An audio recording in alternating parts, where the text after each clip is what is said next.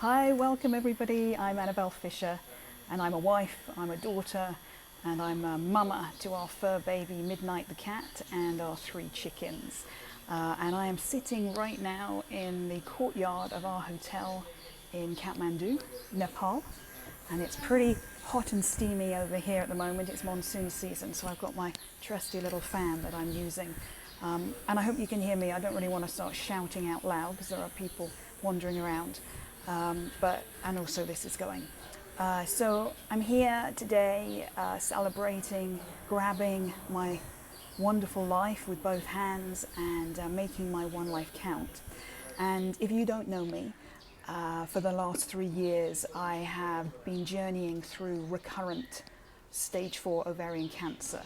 I've been diagnosed 3 times, and in late May of this year, 2018, I was diagnosed for the 3rd time, and I made the decision to stop or to not take up any chemo again, and to stop all complementary and alternative treatments.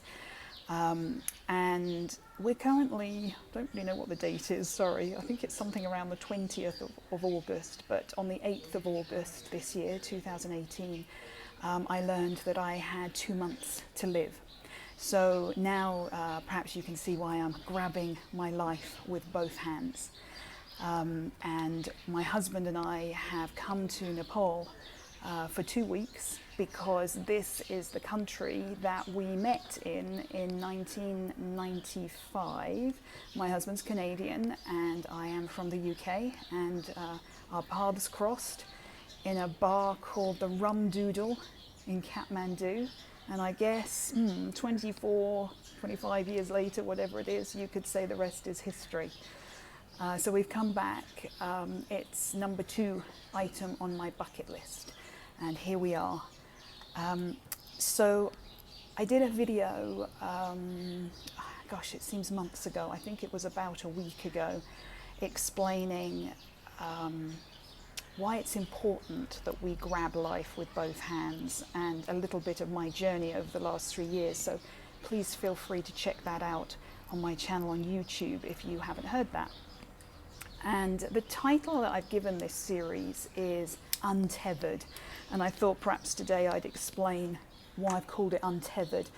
The concept of the phoenix rising has always been massively important to me on this journey. When I was first diagnosed in 2015, I really felt like the energy of the phoenix sort of overtook me. And as I went through ongoing chemo and an 11-hour surgery and follow-on surgeries, and then in 2016, I was declared cancer-free, actually. I mean, obviously it was found that that was not true, but at that point we believed that to be true. I really felt that the phoenix was rising. But sadly for me, what started to happen over the 3 years is I felt like the phoenix started to take off, but it was as though she was shackled around one of her ankles, tethered. Like she could only take off a certain amount, but she could never fully take flight. As though almost like her wings were clipped. She had all the motivation in the world, but then bam, she would just hit a brick wall, and that's what I felt like. We'd made progress, I would recover, and then bam, I'd get another diagnosis, or bam, I'd have money challenges, or bam, there'd be some other thing that was all sort of related, interwoven with the cancer diagnosis. But what's important now is that I believe the phoenix is now untethered and she can soar. Her wings are unclipped. So that's the reason I've called this series of YouTube videos Untethered. So what's next for me now the phoenix is rising and soaring? Well, we're here in Nepal. We've come back to, I call it, to complete a sacred journey and come full circle. We're actually flying to a town called Pokhara this afternoon, which is where Michael and I taught English for a year in 1997. And we are going to spend some time with a beautiful family that we befriended. They owned the local chai shop, and they really took us under their wing. And the children, they were children when we met them. Now they are grown adults and they have children of their own. So we're going to see them again and meet their children. It couldn't be more magical. And then we get back on the 5th of September, and then a week later we are flying to England, where I'm from. My parents now live in the southwest of England. For those of you who love UK programs, think Poldark. That's exactly where my parents live. All that scenery is around them. And I decided some time ago, before I knew this prognosis, that I would very much like Michael and I to travel to the UK so that I could complete my life with my parents. They have what we call in England a spare room. I think in North America you guys call it guest rooms. They have a spare room and they call it Annabel's room. And I've never lived in this house. I visited it. It's not the house that I grew up in, and it seemed very sweet that my parents call it Annabel's room, and I would like to transition from Annabel's room. So we are going to the UK on the 13th of September, and I am going to be surrounded by my amazing and, quite frankly, outstanding parents, and Michael, and my long-term friends that I've known all my life and since university. I couldn't imagine anything being more wonderful. And another part of the puzzle that is very beautiful for me about what's next is, I mentioned our fur baby, Midnight. I was diagnosed in 2015, and in 2014 we noticed a little black cat in our garden in the village where we live, and my heart sank. She was so friendly. She wanted to come into the house, and I said to Michael, this is not good. We do not need another cat. Our cat at that point was, oh goodness, she was about 17. She'd lived through all sorts of different cats and waifs and strays. I said, Tenzing needs time on her own. Okay, that was the commitment. And of course, one thing led to another, and Midnight adopted us, I call it. She came into my life a year before my diagnosis, and when I was diagnosed, she didn't leave my side. She was my bed buddy. She helped me through, and we are now going to transport her through the immigration process and customs and all the rest of it to the UK. So she is going to come with Michael and me, and she's going to live with us in England, and my parents will adopt her and take her on. So that's really what's next for me. Quite a few people have been asking. So I guess that's really my bucket list. And when I was first diagnosed in 2015, I was diagnosed very fast. It was totally out of the blue. I didn't realize how ill I was. And in fact, as I mentioned in the first video, the cancer had spread into 10 of my organs. It had metastasized very fast, and it was unlikely that I was going to live a few months. And yet here I am 3 years later. But why I mention that is, a friend said to me, oh, it's time for your bucket list. Well, I was so ill, I could barely get out of bed to go to the bathroom, so there was no chance of a bucket list. I feel very honored and deeply privileged that I am at this point in my life, knowing the end is coming, and yet here I am on the other side of the world in a country with my husband, making plans to move and finish my days in another country.